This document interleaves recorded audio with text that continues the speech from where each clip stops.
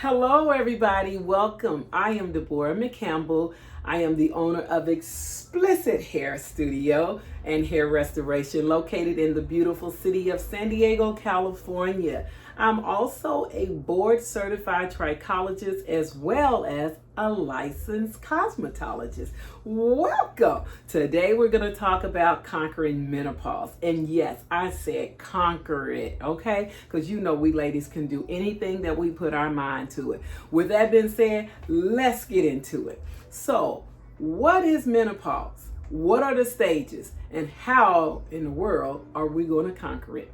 First of all, there's 3 stages of menopause. The first stage is perimenopause, and it starts as early as your 40s. Then you have the second stage, which is menopause itself. The final stage is post-menopause. So you think you're finished. Well, ladies, get you something to drink, get a nice sofa to sit on, and just relax. Get your pen and paper, and let's take some notes. Because if you're not in the menopausal stage yet, you may know somebody that's going through it, and sooner or later you will get there and you will remember this video. So let's talk about it. So now that we know the stages, what is actually happening when a woman's going through menopause? Her estrogen, you heard of estrogen, right? That female hormone. Estrogen goes down, it decreases. And when the estrogen decreases, the male hormone called androgen increases. And when that increases, that's where the problem begins. Once the male hormone increases, it turns into something called DHT. DHT causes hair loss. And what does it actually do? It suffocates the hair follicle, causing the hair to thin out. And if you just let it continue to thin out, you will experience what we call female pattern baldness. Right here, losing your hair right in the top. Ain't nobody got time for that. Anyway, so let's talk about this estrogen. Why is estrogen so important? So glad you asked me. Estrogen is very important because it helps with your cardiovascular function, which is your heart, and it helps with your bones, keeping your bones strong, okay? And your mood and your cognitive. Yes, that's right, your moodiness and your thinking. It's responsible for all those things. Also, the skin and the soft tissues, okay? Also, it helps to promote hair growth. It helps to maintain the hair texture. And it's also responsible for scalp health. So you see, estrogen is very important. And when the estrogen is decreasing, that means all of those functions that the estrogen is responsible for start going all crazy. So, yeah, what can we do about it? Because what's happening, our hormones are imbalanced, okay? Causing all kind of stuff to us. So when it comes to hair, what can we do to prevent having hair loss? Glad you asked. So let's just get into it. So there are some things that you have to do while you're going into the menopausal stage. It's kind of interesting because even though you're going through the menopausal stage, the things that I'm going to talk to you about, you have to do them in your teens for the rest of your life. Let's just say that. You have to do it. If you start early, you'll kind of be in a habit by the time you get in that transition. All menopause is a transition. I am postmenopausal, but I was ready when perimenopause came onto the scene. And you know why I was ready? Because at that particular time, I was working with some older ladies, and they were talking about their menopause, and they were fanning, and they were hot and doing all those things. And I was like, oh, this is terrible. And some of them was on hormones. And so I had in my mind at that young age, well, you know, I'm just going to get me some hormone therapy and be done with it. But what happened was my mom, when she started having her menopause, which is a transition, it's just transitioning from having your having children to getting to the point where those things are done. But anyway, my mom was taking hormone therapy, and my mom was a bit overweight, and she smoked and she drank like most of us do. And so it increased her rate of breast cancer. And I didn't know that. All those things were against her because she was overweight, she did smoke, and she drank. So that puts your risk, it increased your risk of getting breast cancer. And my mom got breast cancer. I remember her taking the hormones, and she was just saying that her breast was hurting. It was like aching and things like that. And so I don't know, I don't remember if she got off of it, but I do know she got breast cancer. So that kind of changed my way of thinking about getting any type of hormone therapy. I was like, I can't do it.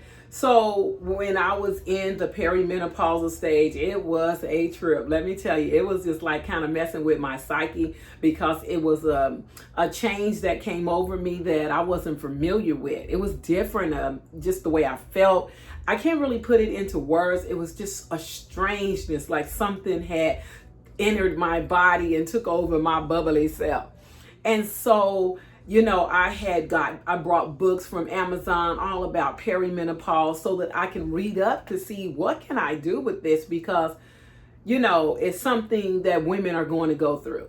Now, let me just say this. Every woman is different. The symptoms of menopause is, for some, not everyone don't get these symptoms, hot flashes.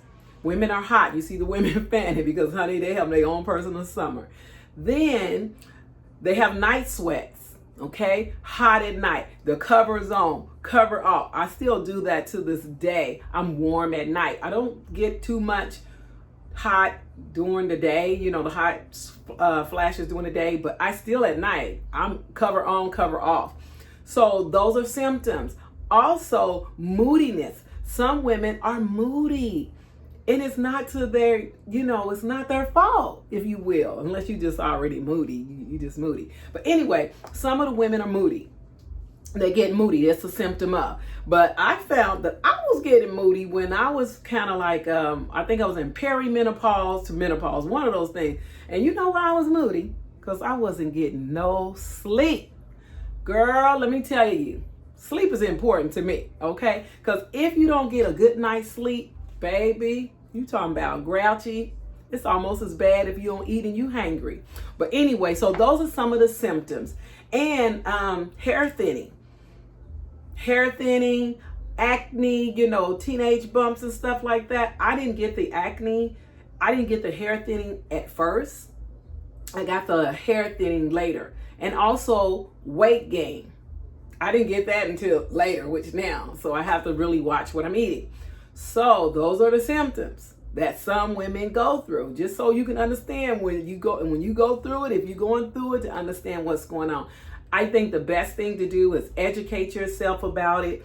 Wear clothes that is cool and breathable if you are hot during the day, and definitely at night, you know, less is best, cotton sheets and things like that. So that's some of the things that you can do as far as trying to adjust, because it is an adjustment. Like I said, it's a transition period. So now, what can we do during this menopausal stage to help with these symptoms, keep our hair on our head?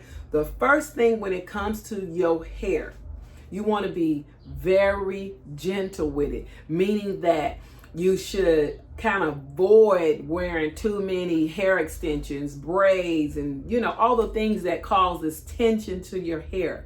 And when you're detangling and combing, you want to be gentle because your hair is at a fragile state, and it will come out. It really will. So you want to shampoo on a regular basis, like every week. You want to make sure you're balancing moisture treatments, protein treatments.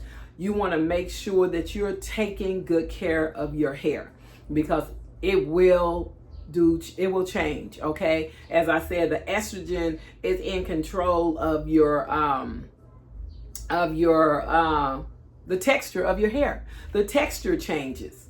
Oh my goodness. You might have a nice soft texture and it turns out it's a coarse texture. I don't know, but the texture do change from what you were probably accustomed for some people. Okay, so you just want to make sure that you handle your hair with baby care while shampooing, combing, detangling, and hairstyling. It's a must. Okay, then the next thing you want to do, because you tend to be dry, you lose moisture in your skin. Remember, the estrogen is responsible for the skin and its texture. Drinking water, staying hydrated, just making sure, like, I don't know how much water to tell you to drink. I tell you what I do. When I get up in the morning, first thing I drink 16 ounces of water just to flush all the detox from that was overnight, just detoxing my body. The water is very important because it's going to lubricate you and hydrate you within, which means your scalp and hair is going to benefit because you won't have that dry scalp. So scalp is nothing but skin. So you may want to opt to go get something to, some type of oil to put on your scalp.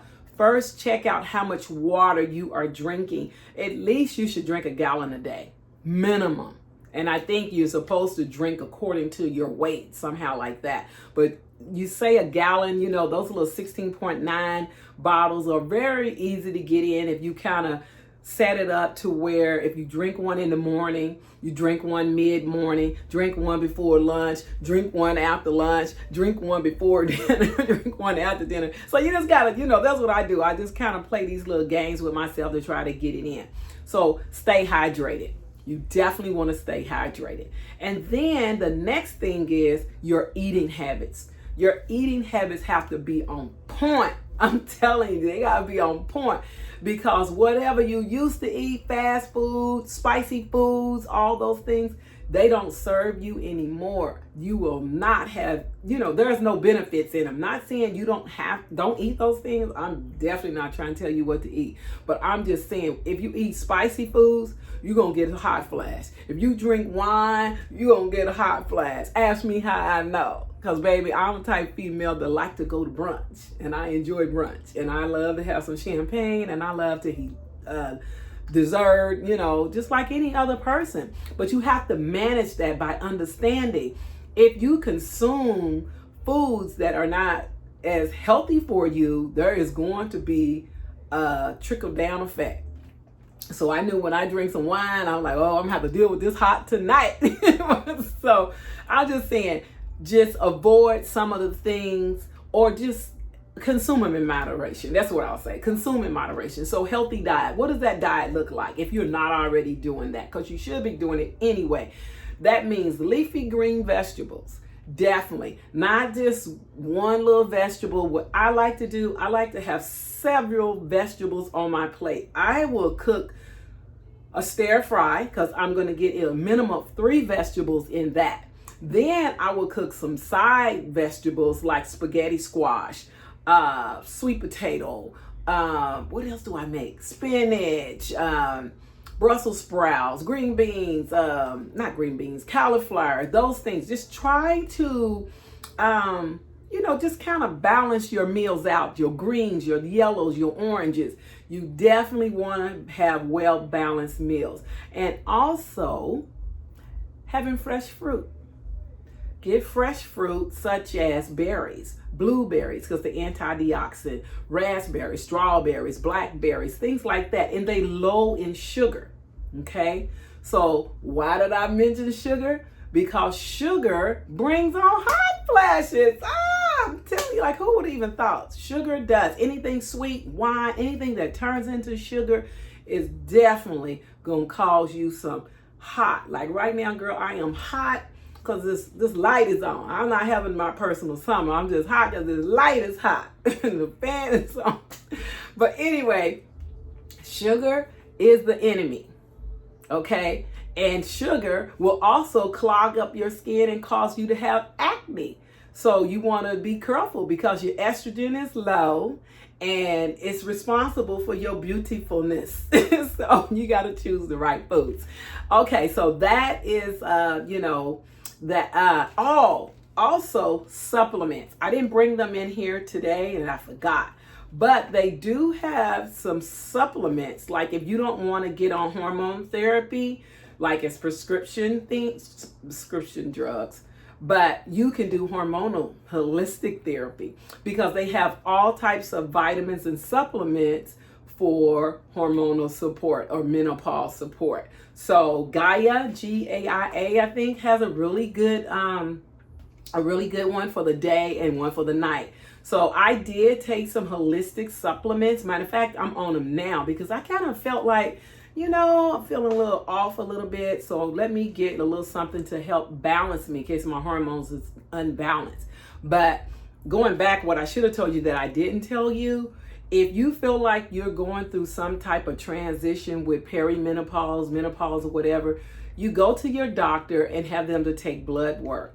And a lot of times, well, I ain't gonna say a lot of times, that's how you can tell if you're in a menopausal stage. But I do have some clients who is having hot flashes crazy, and their doctor said that they was not in the menopausal stage. And they, some of them are 35, 40, 45, so I don't know. But I would tell them, let me go to a specialist, the endocrinologist. The endocrinologist is the menopausal doctor, because what they will do, they will check all your hormones and all your levels. Not that your physician cannot, but I just find it awful surprising that these women are having these hot flashes and they're not menopausal, but I don't know. But anyway, that's how you can check if you're already in that. So let's get back to, the next thing you want to do is get scalp massages. And so what scalp massages, just your manual with your hands just going in, massaging very well. First of all, it's very relaxing. I just love it. I didn't go in there because last time when I went in last Saturday when I was doing a live, I was rubbing my scalp like, ooh, I was getting a real massage by someone else. So scalp massages, what it's going to do, it's going to promote it's going to cause circulation, promote the blood, get the blood circulating to promote growth. That's what it does. It stimulates the follicles by you doing all that massaging. And so the next thing you want to do when it comes to hair, you want to minimize how often you use blow dryers and flat irons. Remember, for some people, their texture changes, okay? And they can't handle all of that heat. Plus, the hair is in a fragile state. So you don't want to put all that heat on your hair if you want to maintain the health of your hair, okay? So we already talked about, the next thing is protective styles. Now, I did tell you, be careful about the protective styles. But protective styles are not always braids or wigs and things like that. Sometimes it could be, some type of pin-up style. It could be some type of ponytail, just some where you don't have to manipulate your hair as much. But whatever the protective style that you choose to wear, make sure it's not very tight. You don't want the tension. And reason why I'm saying protective styles, because if you already hot and feeling uncomfortable and you're trying to manage your what you're going through, you don't want to have to deal with your hair. You don't want to focus on that. So I would suggest that if you don't want to get a really cute shortcut, just put it up out of the way where you don't focus on it, okay? Now, the next thing is managing your stress, because it is very stressful when you're going through changes that you have never experienced before. It's very stressful. You don't feel like yourself. It can make you moody, but you're moody because your hormones is imbalanced, but you're just not yourself and you're trying to manage it. I suggest that you meditate and pray. I'm a woman of faith. I'm going to pray and ask God to give me the wisdom of what I need to do. And I love reading. I, look at videos like the one I'm making to see what other women are experiencing, what they are doing. So I just say to manage your stress, stay educated.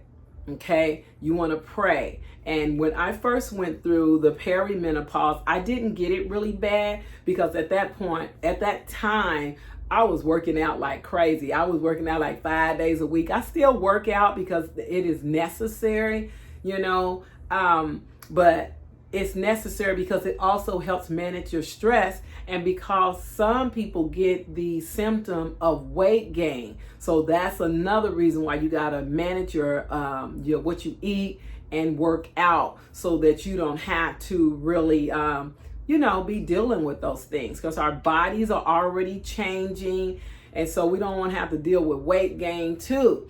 But so be mindful of those things. You can't eat the things you used to, because it's just not gonna serve you. And so for me, if it ain't gonna serve me, I gotta eat it within moderation. The next thing you want to do is make sure you get professional trims. I know we all can trim our hair ourselves. Y'all doing a good job, because I don't really trim my hair myself, so I'm overdue to get my hair trimmed. And I like to trim my clients every quarter, because I can keep up with it. Some people say they get theirs done every 2 months, but I guess that's if you're doing a lot of manipulating to your hair. Some hairstylists like to do it every 2 months, but me, I do it quarterly. But if the hair is looking like it needs to be trimmed, then I would do it, whether it's every 2 months or every quarter, because the hair dictates to you what it needs to have done. The next and final thing I want to talk to you about is building a team. You gotta have a team, which you should already have anyway. What do I mean by a team? Our hair professional team is very important to you. And that means your physician, because if you have any type of medical condition that pops up, that medical person can help you manage it. You want to also have a dermatologist, because if the hair starts thinning too much and you don't want to do holistic and you just want to try something pharmaceutical, you would have a dermatologist to do that. And also you want to have a cosmetologist, and the cosmetologist is going to help you maintain the health of your hair, because they are the first ones who are going to see that there's trouble with your hair, whether there's dryness, whether there's breakage, whether there's some issues with your scalp. Your cosmetologist is going to recognize it, especially if they are hair care type of cosmetologist, not just the stylist. And then you want to have a trichologist. Very, very important, because the cosmetologist, they can only take you so far, because they are equipped and very much knowledgeable in restoring damaged and broken hair. They very well can do it. But when it starts getting into the different forms of alopecia, you want to see a trichologist. And alopecia is just hair loss. Alopecia is the medical term for hair loss. Okay, so I hope that this helped you. Thank you so much for taking your valuable time to check me out. Send some friends, and do me a favor, hit that subscribe button. I'm trying to get these numbers up. I don't know what it takes to get them up, but I'm just going to keep showing up every week and giving you some valuable information, and hoping that this information is being a blessing to you, because I remember when I first went through the perimenopause, the menopause, and now I'm postmenopause. And let me tell you, it's not that bad. There's days where I don't like it, but I just work with it. I keep a calm mind, and I just work with it. So hit the subscribe button and also the notification button, so when I come back every Monday, you will be able to get the information that I'm going to bring to you. And once again, thank you so much for joining me. Bye.